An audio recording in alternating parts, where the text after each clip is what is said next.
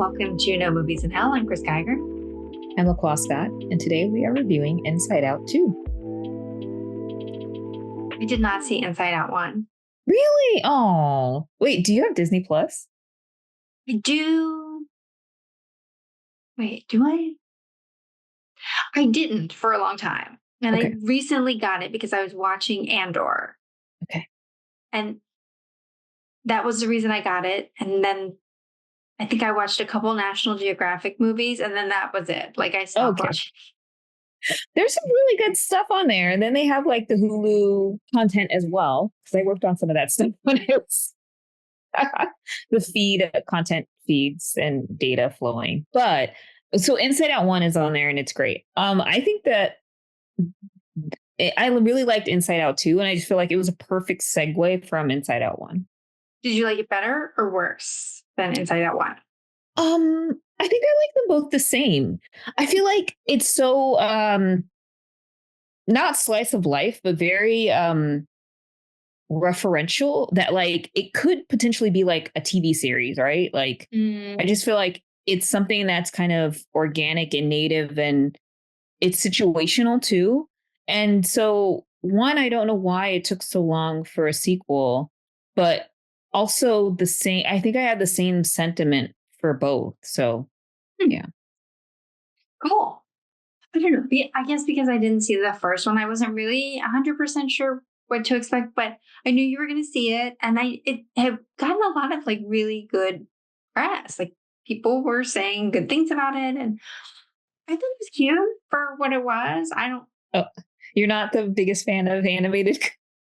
Yeah, like it's not my cup of tea, but I thought it was cute for what it was. Mm-hmm. Yeah, I did like the nostalgia character. She was adorable. Yeah. Yeah, it's like just these characters that are emotions, and how like I like how they contextualize it, like the library and like throwing all these old memories kind of all the way back that they don't come forward, and then anxiety comes and just has a plan, which is very interesting. It's like what joy doesn't have a plan, but like anxiety does. Sadness doesn't have a plan. Yeah, it really makes you think about that. I also liked Ennui. Yes. Especially like during the teenager years. Like I wonder if there will be, a third movie for this, because just going through being a child in the first one and a teenager in the second one, and then like an adult in the third one should be really interesting. I'm sure they'll have a third one. I mean, as well as this one has done. Oh yeah. I feel like they'll have a third one, and it'll probably be pretty quick. Well, what's interesting is the first one had, I think Mindy Kaling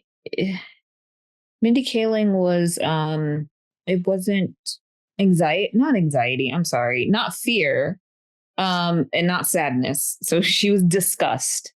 And she didn't come back for this one. Apparently she wasn't paid enough to come back. So really Amy Poehler and the woman who played Sadness are like, they both came back from the first movie, which is really unfortunate, because I think like the first one had a pretty good lineup of voices, and then this one was good, but like, I mean, it made a bunch of money. Like, there's no excuse not to have like the same characters as last time. I wonder at what point I would be like, no, that's not enough money. Yeah, or like, I mean, I don't know the inner workings, but I know sometimes you're offered points on like how well the movie does in lieu of, or, kind of in collaboration with your salary. Mm-hmm. And I'm sure like maybe points were offered. I don't know. But if you're looking for cash up front and it's not enough, or like it was, you're being paid the same amount as last time, then you'd probably be like, I don't know. Especially if it did really well when the first one came out. So with this one, it's like, okay, if you get points on the dollar, and then also like a salary, that would be to your financial advantage.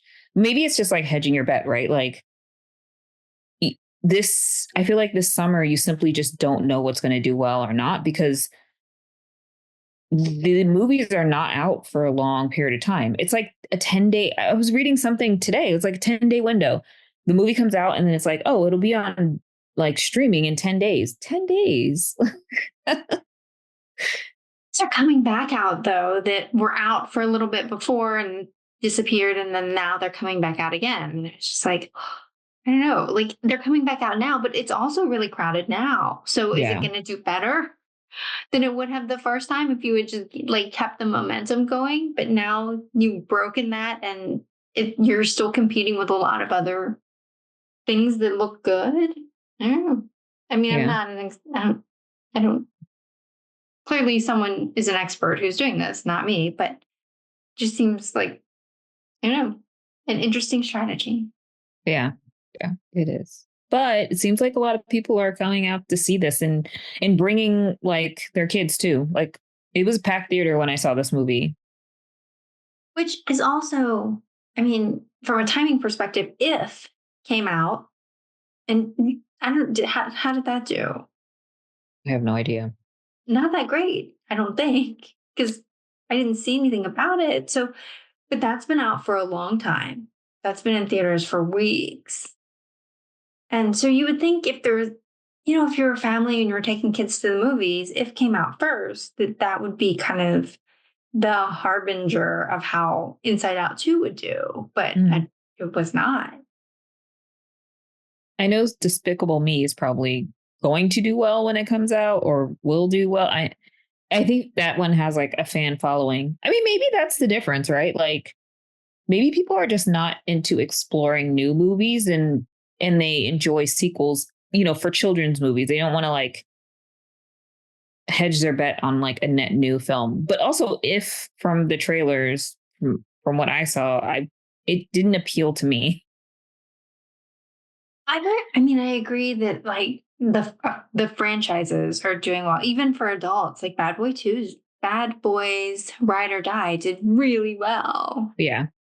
Um, so and yeah, and Top Gun Maverick 2 years ago, 1 year ago, 2 years ago did really Mm-hmm. well. I'm sure Twisters will do very well. Yeah, probably. I don't think it looks good though. No, but there's a fan base there for Glenn Powell.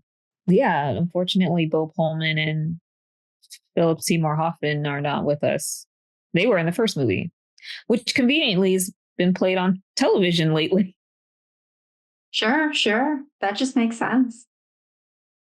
Let's go to the Mm. slides. Oh, you just thought it was average. Yeah, it's not really my cup of tea. I mean, I probably don't even really have a good gauge of what average is for this because I just don't watch that many kids animated movies. The last one that I saw that was kind of like this was Turning Red. Oh yeah, that was great.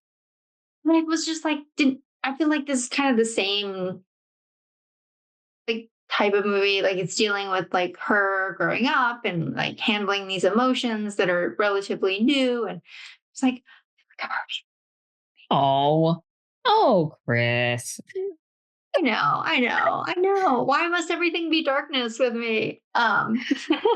It is all good. No, I agree. I understand. And maybe also it's like I'm a grown adult watching an animated. Well, I have no problem with animation, but I know that the target audience for this is definitely, kids and teens and parents and the relatability between that. And but I really liked the story. I liked the different characters. I like the situations that they got in. Like for me, it was just like fine entertainment. yeah. Well, I was surprised because it is kind of a like puberty oriented story. So I would think that the target audience would be like 12-year-olds, maybe 14-year-olds, like in that range. Mm-hmm. But I was talking to someone who said her daughter, who just started college, went to see it and really liked it. Mm-hmm. Like it really hit home for her. And I was just like, wow. But Because I also, would have she thought, probably saw the first one when she was in high that's school, true. or it has it. I want to say it's been like maybe 8 to 10 years since the Mhm. first one. So Maybe. But it just made me think like, oh wow, like this because if I had seen this movie when I was like in college, I would have been like, yeah, it would have been You're even, like, no, yeah, why am I here? But the fact that it really hit home with her, I was like, oh, these kids today, they're so different. they are. I feel like some of them are quite sensitive Yeah, yeah, and good. brutal at the same time. Yeah, I know that's true. They control each other horrifically online, but they're very sensitive souls. Yeah. I'm glad I am not a teenager now. That's for sure. That's the key takeaway from all of this. Same. You're not glued to a screen. Yes. Well, I kind of am, but not. I guess. Yeah, I'm not sure if that's better or worse for someone my age. What do you have to plug in this episode? We got some great reviews coming and movies to see. So Maxxxine, well, this is like we're coming up on 4th of July weekend, so there's a ton of blockbusters to see. I still haven't seen Bad Boys 4. Mm. Maxxxine is coming out this week. Thelma is up for watching this week as well. So How about you? kindness is on my Yeah, Kinds of list. Kindness. Yeah, Yeah, I'm very curious to see what you think of that one. too. I don't feel like I'm hearing very much buzz about it. It I'm not going to say much. It's just a different type of format. Yeah, I'm looking forward to it. I like Yorgos a lot, and this cast seems really extensive, like really great. So It's very, very great cast. it almost makes me nervous because like if the cast is so good and it's Yorgos, that like it might just be like the perfect storm of oh no. I'm not saying anything. We'll talk about it next week. Well, thanks everyone for watching. Don't forget to like and subscribe, and we'll see you next time.